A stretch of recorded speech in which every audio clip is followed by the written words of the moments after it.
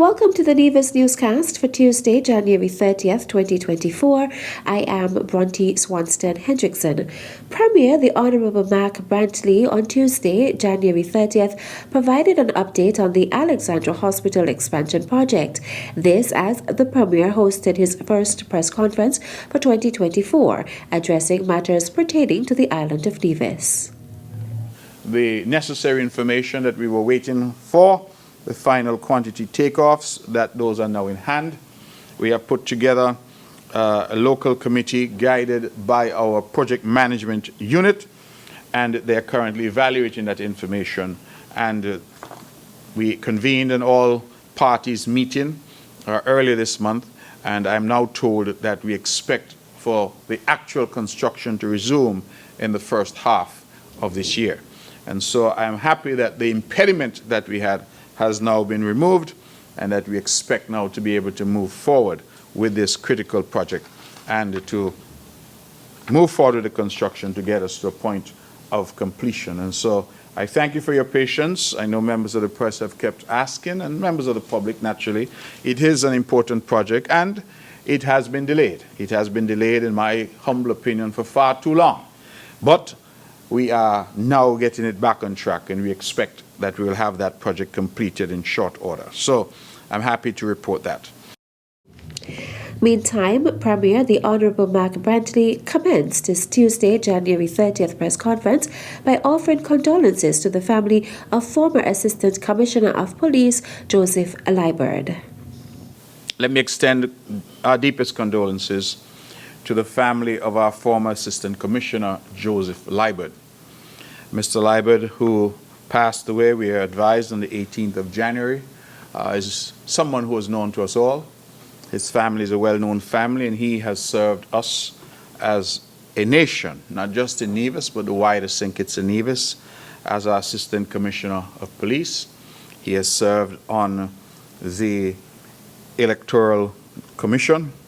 He has served in various capacities. In fact, he was a critical part of the Nevis end of the peace program that was introduced to try to redirect some of our youths onto more useful and productive pathways.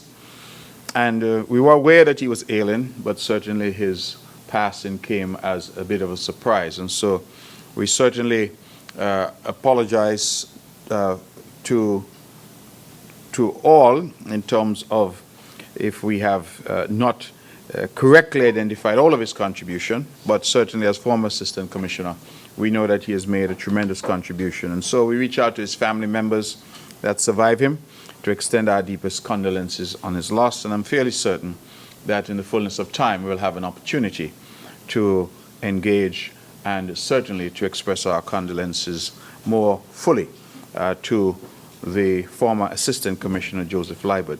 The Nevis Air and Seaports Authority, NASPA, has also paid tribute to Liburd's memory by issuing a statement.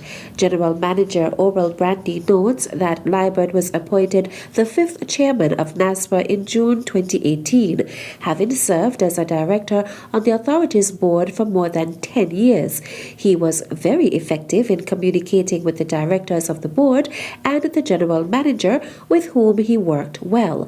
Liburd developed a good relationship with NASPA's staff and earned their respect. The Nevis Air and Seaports Authority extends condolences to the children of Joseph Liburd and his extended family. Still to come.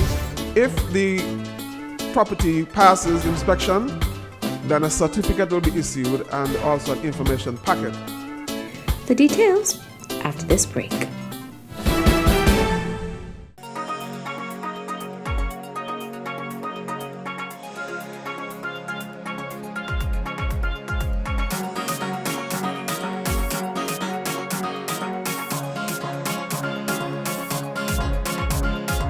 Celebrating culture, embracing our history.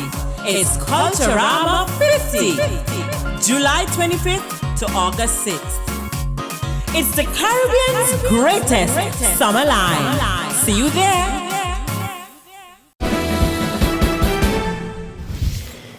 Welcome back. Citizens and residents of St. Kitts and Nevis are invited to apply to the Embassy of the Republic of Turkey relating to scholarship programs for the 2024-2025 academic year. The government of the Republic of Turkey is offering full scholarships to individuals desirous of pursuing bachelor's, master's, and PhD degrees, as well as research programs. Applicants for the bachelor's degree programs must be no more than 21 years old, with an average of 70%. Applicants for the master's degree programs must be no more than 30 years old, with an average of 75%. Applicants for the PhD programs must be no more than 35 years old, with an average of 75%. Applicants for the research programs must be no more than 50 years old.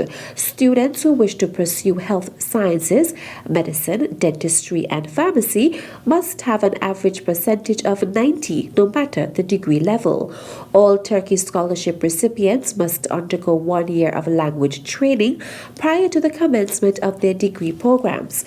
Interested individuals should complete the application form online via the link on your screen. Candidates have until Tuesday, February 20th, 2024 to upload their applications. The Culturama 50 Homestay Initiative is divided into 3 categories.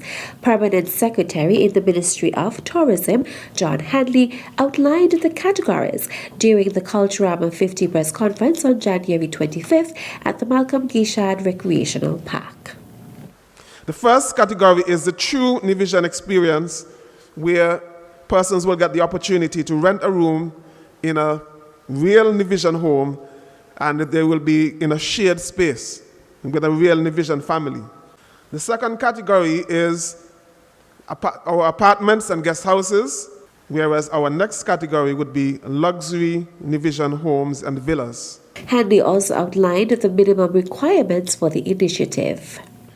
We are going to ask them to present 1 national photo ID, such as your passport, for example, a picture of the apartment or the villa or the duplex or the house to be rented, a description of the location of the premises, a copy of the house rules, a signed assurance of restriction of animals on property, and we also want to have emergency contact details. According to the Permanent Secretary, homeowners must pass an inspection to qualify for certification.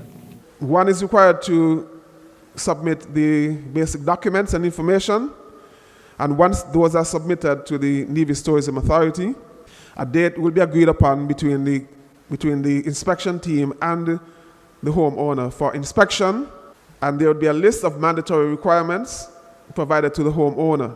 The inspection team will comprise persons from the Culturama Secretariat, the Nevis Tourism Authority, and the Ministry of Tourism. If the property passes inspection, then a certificate will be issued and also an information packet. And also the property will be listed on the NTA website. If there's a shortcoming, then the areas for improvement will be discussed and a subsequent date for inspection will be set out. For further information, contact the Ministry of Tourism. And that's it for this edition of the Nevis Newscast. On behalf of all of us here at the Department of Information, I am Bronte Swanston Hendrickson. Thank you for viewing.